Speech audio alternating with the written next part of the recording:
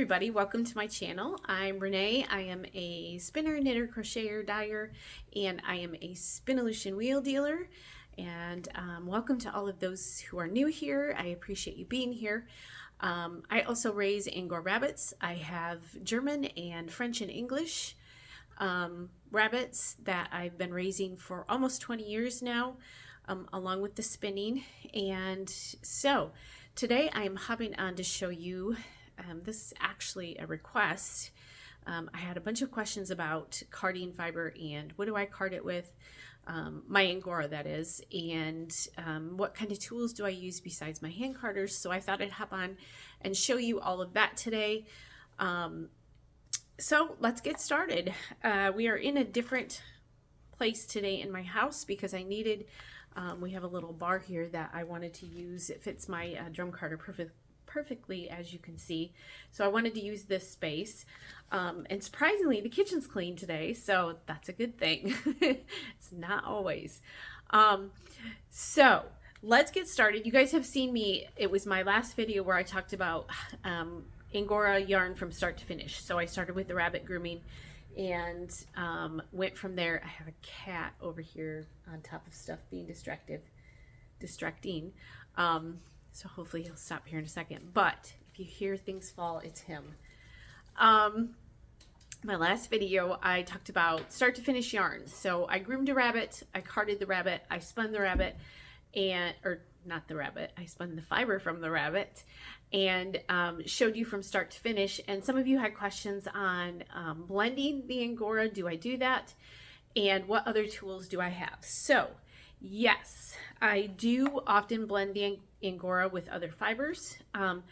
I am fortunate to live in the area here in mid-Michigan where I do, and there are a lot of fiber people around here. So I have accessibility to a lot of different fibers, local, which is what I try to stick to. I appreciate that it comes from small farmers like myself, and that's usually where I get them from. Chowder. And so I do blend. We actually had alpacas and Pygora goats at one time. I guess we moved up here about 7 years ago, so it hasn't been since then. But Chowder, get down. Never fails. I turn the camera on and I get distracted. So we had Pygora and alpacas, and I actually still have about a bag and a half of their fiber that I do a lot of blending with, just because it came from our farm. But I am able to get lots of stuff close by. I've gotten Jacob sheep. I have access to Shetland sheep. I've used Romnedale CVM, I think is what it is, which is like a heritage breed or a breed that is rare. So I have lots of access to different things. I still can get local alpaca. So yes, I do blend it often. I actually have, set these down. I actually have a couple of bats that I've been working on, which a lot of you have seen these. They've been in my shop, and I'm getting ready next week to work on the summer one. But I did a My Mitten, because we live in Michigan. We're called the Mitten. If you ask somebody where they're from, they're going to hold up their hand and point where they're at. And so I did the My Mitten, or the Mittens winter bat. I did the My Mittens spring bat, and I'm about to do the My Mittens summer bat next week. So I still have My Mittens winter, and I have one small of My Mittens spring. I don't think it's on the website though, because it's a little bit smaller than the 3 ounces. But if anybody's interested in this, I could get that to them. And I've also done a pansy, wild pansy bat. And so this was alpaca, Angora, Jacob, and Shetland when I did it, when I blended it. I also dye my Angora quite often. And here's a tiny piece. I had more sitting here, but this is just, it's straight from the dye bath. So I dye Angora I had some that I wasn't a fan of the color. It just wasn't as vibrant as I'd hoped for, and so I've kind of been saving it for something else. I'm not sure. It's sort of a dusty rose color, and I wanted something much brighter. But I do have that also, and I thought we could maybe card that today into something here and see what we come up with, because oftentimes I find that I may not like the color when it's been dyed. Again, this isn't as vibrant as I had hoped for. Usually Angora picks up the vibrancy pretty good, and I'm not sure why this batch, I think I was blending some colors to try to get a certain color, and it just didn't really do what I wanted it to do. So I've kind of been saving it. Not that this is an ugly color, it's a very pretty dusty rose. And again, this is straight out of, not straight because I did this quite a while ago, but I haven't done anything with this, so this isn't carded or anything. It's just been dyed. And so I have that. I have, this is alpaca that I have. So I thought I'd show you, I thought I'd start with this. So this is alpaca, a little bit of alpaca and a little bit of Angora. And you've seen me use my carders, but can you blend on them? Yes, you can. It would take a lot longer, which when you're doing this kind of work, it's, you know, some people enjoy the slowing down of this part of it. So if I were to blend this, I would do it the same way that I typically do, by just taking, and I'm going to try to do this without, and this does have a little bit of, I saw some hay there, and I usually just pick that out. But, so there's the alpaca down. I'll get that when I spin it. And then to take the Angora, I would just put it over top of it and do the same thing I would do if I were just carding Angora, which is, and you don't want to load them up too much. I tend to load them up too much sometimes. And then I would just do what I do and card these. So that is one way that you can card fibers. If you have access to carders and not a drum carder or not a blending board, I think this is a perfect way to do it. And the alpaca is mainly, this is, I think if I remember right, this is machine roving. When they did this for me, so it's in, it comes in these strips that look like this, essentially. So yeah, you can card with hand carders, and it will do exactly what hand carders do, is just line up the fibers. The alpaca was already pretty straight, and just like that. And then I would just roll this off the carder and spin just like that. And again, I'm doing this quickly, so it's not a really good roll ag, but you get the idea. So hand carders are an option. I do have a, let's see, let me shift you just slightly here. I do have, and hopefully this is a good view.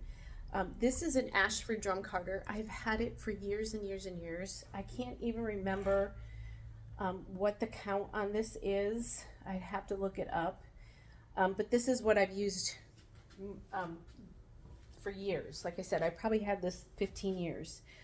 And so to do the Angora, I've got blues in here, I would do the same thing. Typically what I do, and I have, this is alpaca, and this was done in a cloud, or sorry, not alpaca, Pygora. This was done in a cloud, is typically what they do Pygora in. And so those are the two that were from our farm. So usually what I do when I hand or drum card the Angora, I'm getting confused with all my Goras here, but I would run the other fiber through first. Sometimes when you drum card the Angora, you get little nebs in it, which are where it gets caught on the carder and kind of mats up isn't a good word, but that's essentially what it does. It kind of creates this little matted area. And so I find if I put, and I did not clean off this drum from using it last, so, but we're just kind of experimenting today, so it's going to be all right. So let me do this. There. So I usually put a layer of something else down before I put the Angora through, and get just a layer down. Hopefully you can see that. Let me move you closer. And then I would take the Angora that I'm working with, and I would I have this little comb here, and I would kind of run it through it just a little bit to kind of pull apart the pieces that had gotten not matted together, but they do kind of clump together. And then to add the Angora, what I typically do is I run it across the top like this and just let it catch in there. And this is really difficult to show you because I don't want to be in the way of the camera. You know what? Let me pause this and shift you to the other side, and I think that's going to help me be able to explain this better. Okay, that is much better. You can't see my face, which is fine. But what I typically do is I run, and I actually need to comb it out a little bit more than it is, but I'll show you a little trick too that you can do. And I just run the Angora on the top, let it catch, and that seems to stop those nebs from forming on the ends.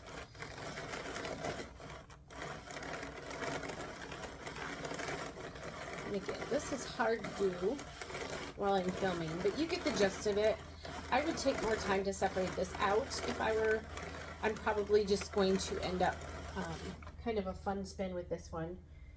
And we can add in this blue Angora. Again, this was some blue that I dyed a while ago. And so I just take it and add stuff in.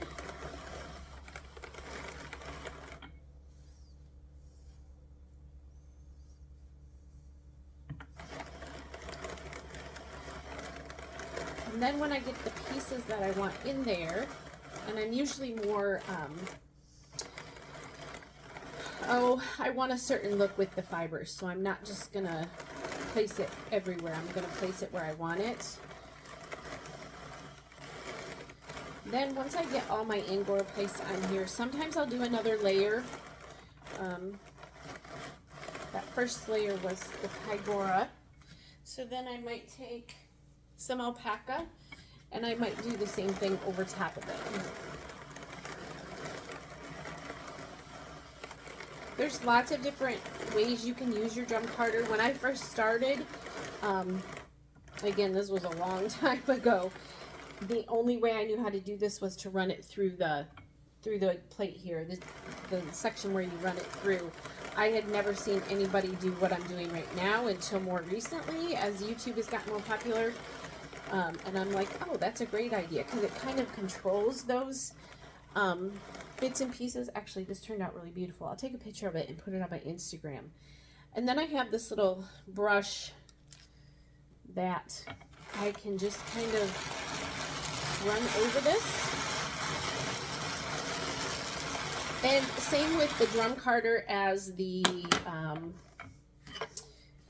hand carders. You don't want to load it too much. This is really not full at all, but let's pull it out.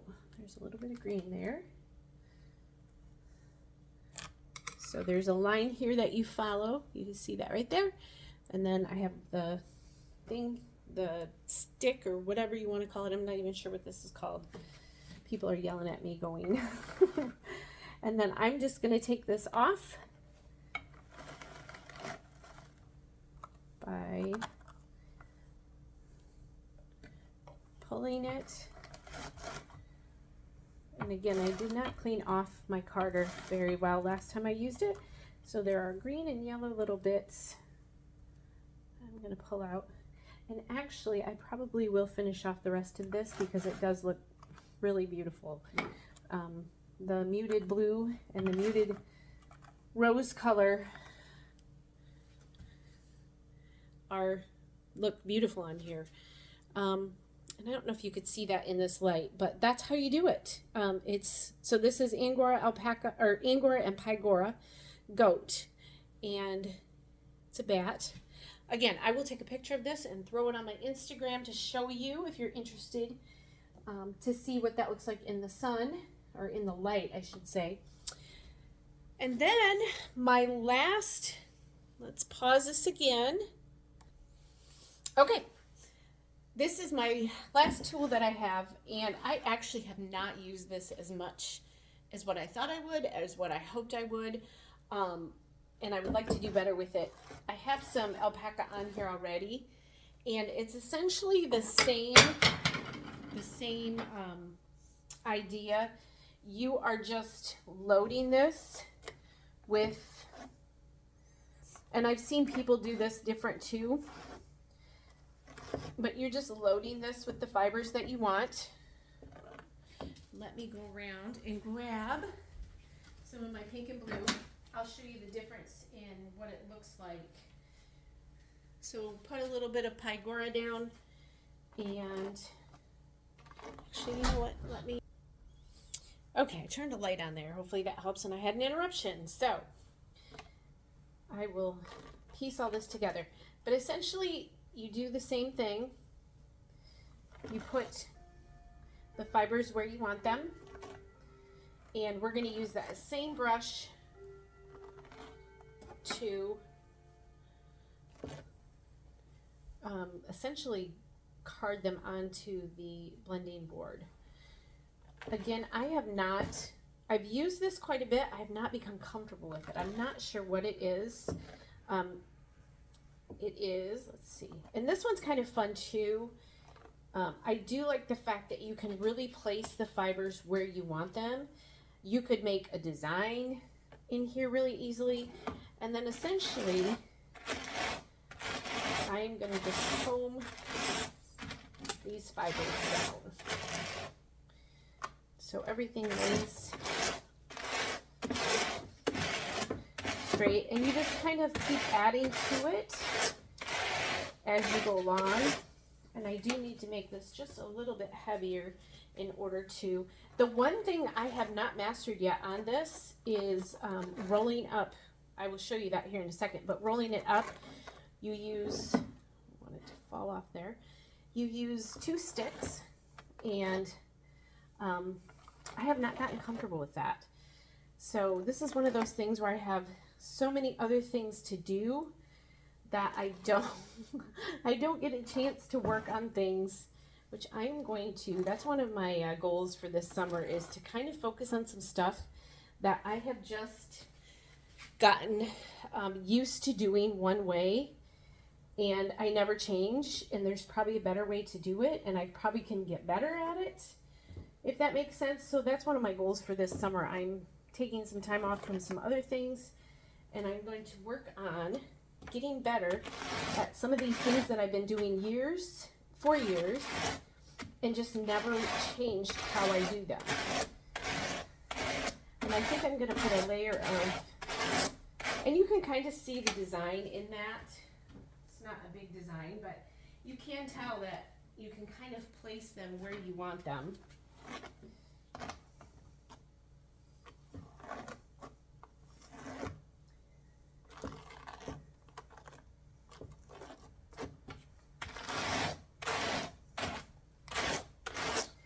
Just flatten that.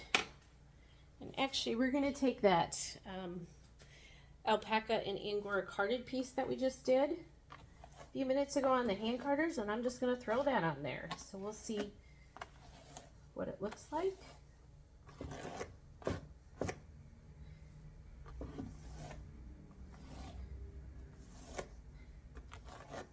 And it does help when it is nicely carded like that. You can see it kind of goes on a lot easier than, I should have picked through the dyed fibers a little bit better before I got started here today. But again, I think you get the gist of it.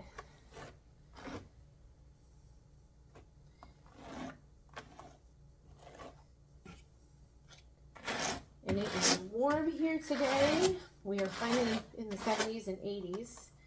And so all of this Angora is sticking to my hands.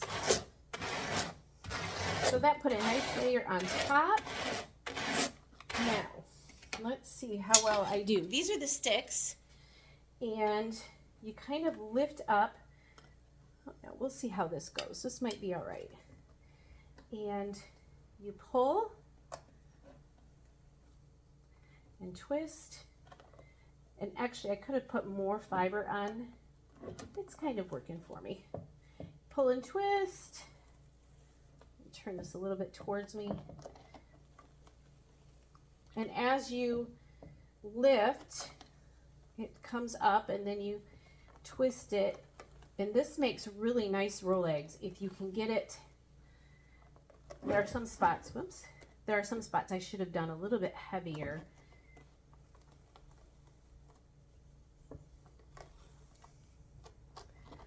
But you can see that one's really heavy.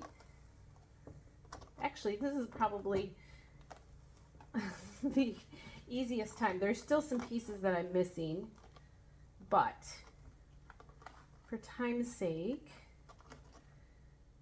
there. I did miss some up here. You can see you're supposed to pull it all up, but that created this. And then if I did it right and not too tight, you pull out one stick.